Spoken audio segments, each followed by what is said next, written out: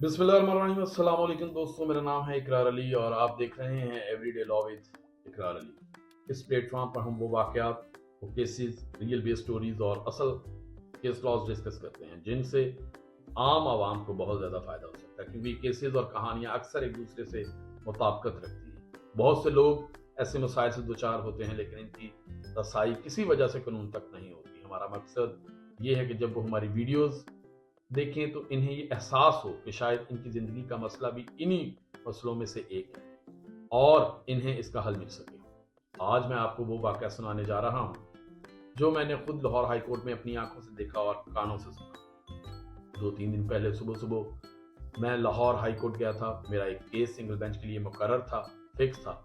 लेकिन जब मैं कोर्ट रूम में पहुंचा तो मुझे पता चला कि रोस्टर के मुताबिक पहले एक डिवीजन बेंच बैठेगा जो सजाए मौत के मुकदमात है उनकी अपील सुनेगा और इसके बाद सिंगल बेंच की कार्रवाई शुरू होगी। मैंने सोचा या तो मैं बार रूम में जाके बैठ के चाय पीऊँ या for the sake of information मुझे अपील्स की कार्रवाई को सुनना चाहिए। मगर दोस्तों, जैसे ही कार्रवाई शुरू हुई और जो कुछ मैंने सुना, मेरे रोंगटे खड़े हो गए, क्योंकि जो फैसला आया वो मेरी सोच और तसव्वुर के बिल्कुल बरअक्स था।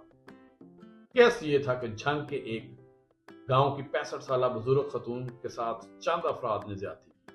वजह यह थी कि इस खतून के बेटे ने मुल्जमान की बहन के साथ पसंद की शादी की थी। इस रिवेंज में उन्होंने उस औरत को उठा के उसके साथ रेप कर दिया। पहली अदालत ने फैसला दिया था कि 2 मुल्जमान को सजाए मौत दी जाए और बाकियों को उम्र कैद। जब अपील हाई कोर्ट में लगी तो मुल्जमान के वकील ने कहा कि सजा गलत है।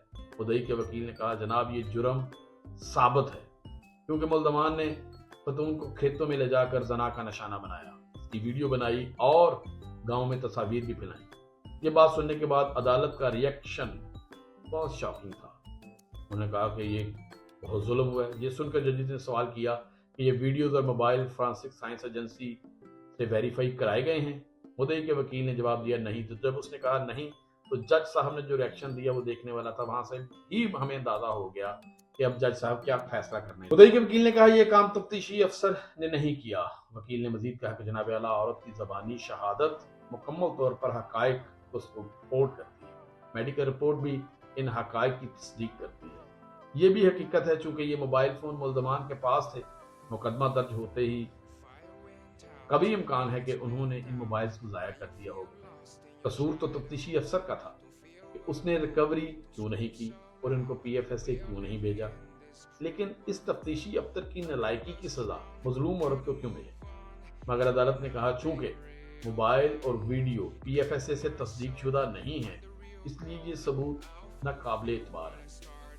फिर जज साहब ने मजीद कहा कि जिस वक्त ये 2012 का वकूआ है, चूंकि डीएनए नहीं होता था तो ये केस बहुत कमजोर है। इसके बाद जज साहब ने कहा कि आप मुझे मेडिकल पढ़कर बताएं कि क्या इसमें वजाइनल कनाल पर कोई टॉर्न, कोई सूजन या कोई वाज़ेह जख्म दर्ज है, क्योंकि अगर इतने ज़्यादा मुल्जमान ने रेप किया हो तो कुछ ना कुछ तो निशान जरूर होना चाहिए। इस पर मुद्दई के वकील ने कहा जनाब वाला, पहली बात ये कि वो खतून 65 साल थी। इस उम्र में वजाइनल कनाल की हालत ऐसी नहीं कि सूजन या टॉर्न वगैरह हो, इसलिए इस पहलू से अंदाजा लगाना मुमकिन है।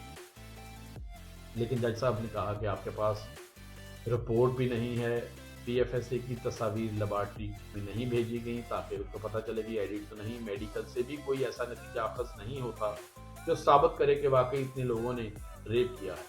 इसके बाद जज साहब ने 2 टोक अल्फाज में कहा you have no case, you have no case. ये अल्फाज सुनकर मेरे रोंगटे खड़े हुए। मैं सोचने लगा कि इसका मतलब ये है कि मजलूम औरत का तो केस बनता ही नहीं। ये किस तरह का कानून है जो मुतासरा के आंसू और इसकी शहादत को भी रद्द कर देता है।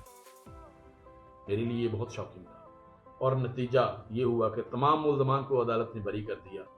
इस वक्त वो बुजुर्ग खातून भी कमरा अदालत में चीख चीख कर रो रही थी, मगर कानून की नज़र में इसके आंसू कोई अहमियत के हामिल नहीं थे, कोई सबूत नहीं। दोस्तों, ये वाकया झंग के एक गाँव का था। इसमें जुल्म बर्बरियत की इंतहा की गई। वो 65 साल खातून सिर्फ इसलिए निशाना बनी कि इसके बेटे ने अपनी पसंद की शादी मुल्जमान की बहन के साथ कर ली। बदले के तौर पर लड़की के भाइयों, चचाओं और वालिद ने इस मासूम माँ को खेतों کٹے اٹھایا, ٹیوبل کے ایک کمرے میں لے گئے, زنا کا نشانہ بنایا, ویڈیو بنائی. جب وہ روتے ہوئے کہنے لگی کہ ظالموں مجھے پانی پلا دو, تو ظالموں نے اسے پانی پلانے کی بجائے یورن پلایا. یہ سوچ کر ہی دل لرز جاتا ہے, انسان کس حد تک درندگی میں گر سکتا ہے. سوچنے کی بات یہ ہے کہ عورت کی زبانی شہادت بھی موجود تھی, میڈیکل رپورٹ بھی موجود تھی, گاؤں کے حالات و واقعات بھی سب کچھ بیان کر رہے تھے, لیکن صرف اس لیے کہ تفتیشی افسر نے اپنی ذمہ داری پوری نہیں کی, وہ درندے آزاد ہو گئے. اب سوال یہ پیدا ہوتا ہے کہ کیا عدالت نے فیصلہ کرتے وقت ان ملزمان کو بری کرتے وقت تفتیشی کے خلاف کارروائی کا حکم دیا؟ Benefit of doubt to accused تو دے دیا, لیکن سوال یہ ہے کہ اس کی قیمت ایک معصوم ماں کے آنسو بننے چاہیے. کیا یہ انصاف ہے؟ یہی وہ مقام ہے جہاں پر ہمارا عدالتی نظام ناکام ہو جاتا ہے. اصل جرم کرنے والے چھوٹ جاتے ہیں اور ملزم صرف انصاف کی دہائی دیتا رہ جاتا ہے, اور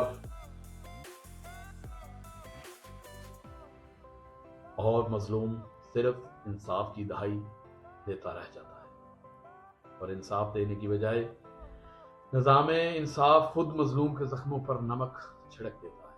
دوستو, یہ واقعہ ہمیں یہ سوچنے پر مجبور کرتا ہے کہ جب تک پاکستان میں تفتیشی نظام اور پراسیکیوشن کو مضبوط نہیں کیا جاتا, ایسے فیصلے بار بار ہوتے رہیں گے, ملزم آزاد ہوں گے اور مظلوم روتے رہیں گے. آپ کی رائے میں کیا عدالت کو صرف تفتیشی افسر کی نالائکی کی بنیاد پر ملزمان کو چھوڑ دینا چاہیے تھا, یا متاثرہ 65 سالہ خاتون کے آنسو اور حالات و واقعات اور شہادت کو بھی اہمیت دینی چاہیے تھی؟ اپنی رائے کومنٹس میں ضرور دیجیے گا. میں ہوں اقرار علی اور آپ دیکھ رہے ہیں ایوری ڈے لا ود اقرار علی. اگلی ویڈیو تک کے لیے اجازت دیجیے گا. چینل کو ضرور سبسکرائب کیجیے گا اور بیل آئیکن کو بھی دبائیے گا. اللہ حافظ.